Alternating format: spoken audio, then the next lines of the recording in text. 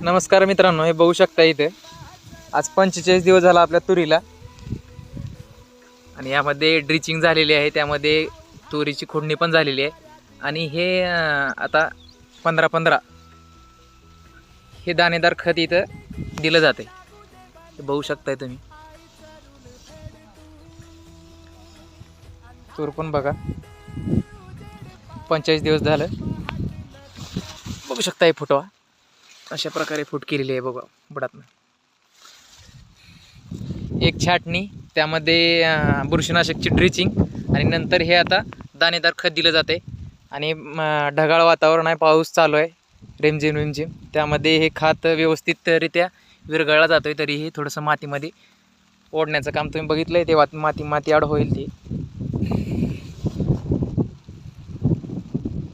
आणि त्यामध्ये जे काही आपण आज 15-15 दाणे